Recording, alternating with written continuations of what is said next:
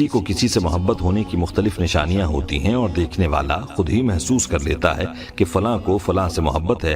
مثلا والدین کی محبت اولاد کے لیے، میاں بیوی کی آپس کی محبت، بہن بھائیوں کی محبت. لیکن یہ محبت تو قدرتی ہے جو اللہ تعالیٰ نے ان رشتوں میں رکھی ہے.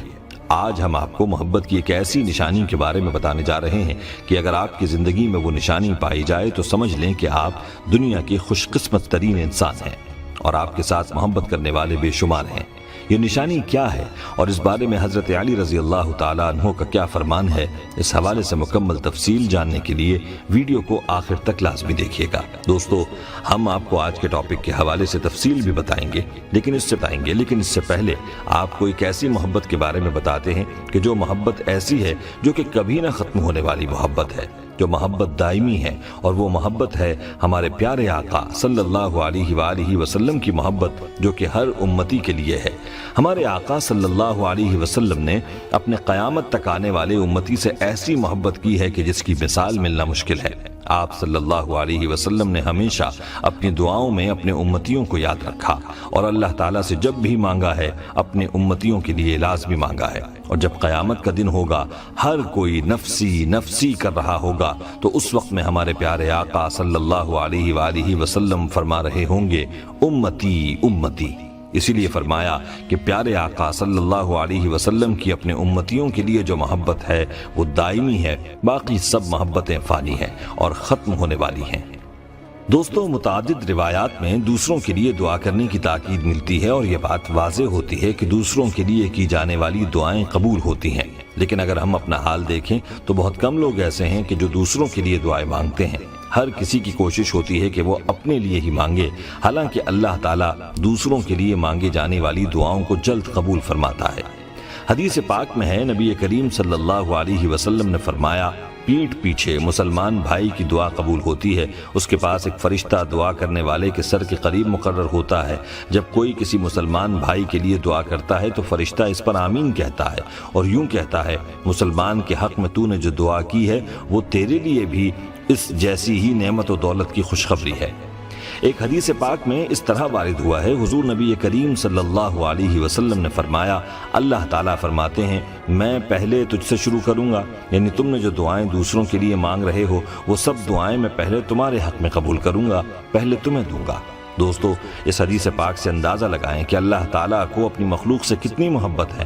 کیسی ہی گناہگار سہی مگر ان کے لیے دعا کرنے والوں کی دعا قبول کرنے اور حقوق العباد اور اخوت اسلامی کا درس بھی دیا جا رہا ہے. یعنی کیسی ہی گناہگار سہی مگر ان کے لیے دعا کرنے والوں کی دعا قبول کرنے اور اسے پہلے دینے کا برملا اعلان فرمایا جا رہا ہے. اس کے علاوہ اس حدیث پاک میں حقوق العباد اور اخوت اسلامی کا درس بھی دیا جا رہا ہے.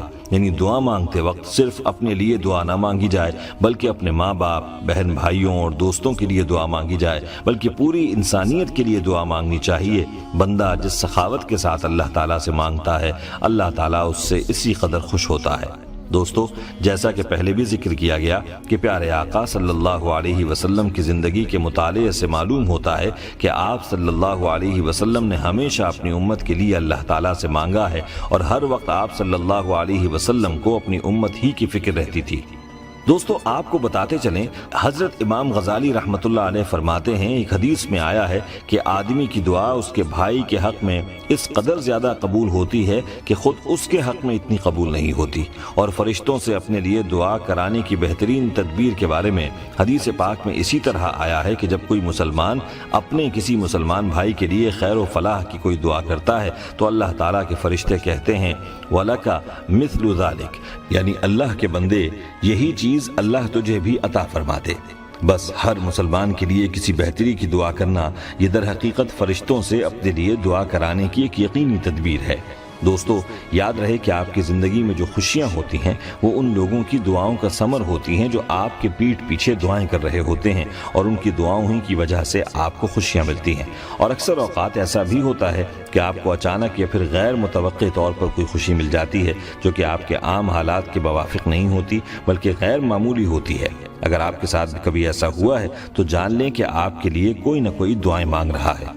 دوستو، اس بارے میں حضرت علی رضی اللہ تعالیٰ عنہ فرماتے ہیں کہ جب کبھی آپ بہت زیادہ خوشی محسوس کرنے لگو اور آپ کے اندر خوشی کے احساسات زیادہ ہونے لگیں تو جان لو کہ کوئی نہ کوئی آپ کے لیے کہیں دعائیں مانگ رہا ہے۔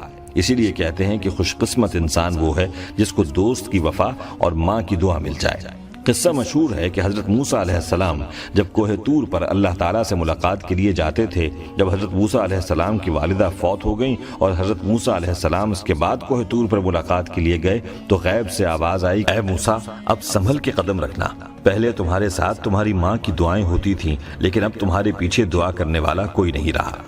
دوستو، اس لیے ہمیں ان لوگوں کی قدر کرنی چاہیے جو ہمارے پیٹھ پیچھے دعائیں کرتے رہتے ہیں۔ ان میں والدین سر فہرست ہیں جو اپنی اولاد کے لیے ہر دم دعاؤں میں مصروف رہتے ہیں۔ ان کے علاوہ ان میں آپ کی بہنیں، بھائی، دوست اور باقی رشتہ دار بھی شامل ہو سکتے ہیں۔ اسی طرح سے وہ لوگ جو اللہ والے ہیں، علماء، فقہاء، اولیاء، وہ لوگ بھی پوری انسانیت کے خیر خواہ ہوتے ہیں، وہ بھی پوری انسانیت کے لیے دعائیں مانگتے ہیں۔ ہمیں ان کی قدر کرنی چاہیے اور ہمیں بھی اپنی دعاؤں میں ان لوگوں کو شامل کرنا چاہیے۔ دوستو، مفسرین کا کہنا ہے کہ دوسروں کے لیے مانگی جانے والی دعا ریاکاری سے بعید ہوتی ہے۔ ایسی دعا محض خلوص و محبت کی بنیاد پر کسی کے لیے اس کے پیٹھ پیچھے کی جاتی ہے۔ اس میں اخلاص بہت زیادہ ہوتا ہے، اسی لیے غائب کی دعا غائب کے لیے بڑی تیزی سے قبول ہو جاتی ہے۔ مفسرین کے نزدیک دوسروں سے دعا کی درخواست کرنا بھی مسنون ہے۔ دوستو، اسی لیے کہا جاتا ہے کہ ایسا انسان دنیا کا خوش قسمت ترین انسان بن جاتا ہے جس کے لیے لوگ غائبانہ دعائیں کریں۔ دوستو، یہاں پر آپ کو سب سے زیادہ قبول ہونے والی دعاؤں کے بارے میں ایک حدیث سناتے ہیں۔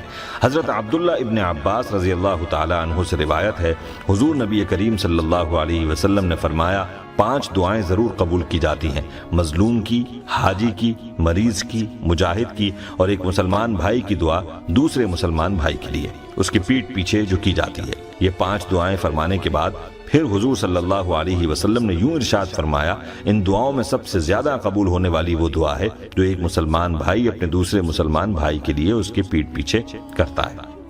اور آخر میں دوسروں کے لیے دعائیں کرنے کی تاکید کے حوالے سے ایک واقعہ آپ کی خدمت میں پیش ہے۔ حضرت ابراہیم بن ادم رحمۃ اللہ علیہ جو کہ جانے پہچانے ولی اللہ ہیں، یہ واقعہ ان کا واقعہ ہے۔ وہ فرماتے ہیں کہ ایک مرتبہ میں خانہ کعبہ میں موجود تھا اور میں رات کے وقت اس موقع کی تلاش میں رہتا تھا کہ مجھے خانہ کعبہ خالی ملے اور میں خانہ کعبہ کی چادر پکڑ کے اللہ تعالیٰ سے اپنے لیے دعا مانگ لوں۔ ایک رات بارش ہو رہی تھی اور خانہ کعبہ میں کوئی موجود نہ تھا، اور ایسے میں مجھے خانہ کعبہ خالی ملا تو میں فوراً خانہ کعبہ کے پاس گیا اور باب کعبہ میں ہاتھ ڈال کر دعا مانگنے لگا۔ میں اپنے لیے مغفرت کی دعا مانگنے لگا تو غیب سے دعا آئی، ہم سے ہماری مخلوق کے بارے میں گفتگو کرو۔ میں نے دوبارہ کہا کہ میں تو اپنی بخشش چاہتا ہوں، تو دوبارہ آواز آئی کہ تم جو دوسروں کے لیے مانگو گے وہ تمہارے حق میں بہتر تھا۔ دوستو، اس واقعے سے معلوم ہوا کہ اللہ تعالیٰ اس چیز کو پسند فرماتا ہے کہ اللہ کا کوئی بندہ دوسرے بندوں کے لیے اللہ سے مانگے، دوسروں کے ساتھ خیر خواہی کرے، اور روایات سے یہ بھی بات معلوم ہوتی ہے کہ جب بندہ دوسروں کے لیے دعا کرتا ہے تو وہ دعا پہلے اس کے لیے قبول ہوتی ہے اور بعد میں دوسروں کے لیے قبول ہوتی ہے۔ اس لیے چاہیے کہ جب بھی دعا مانگی جائے تو دوسروں کو اپنی دعاؤں میں لازمی شامل کیا جائے، محبتیں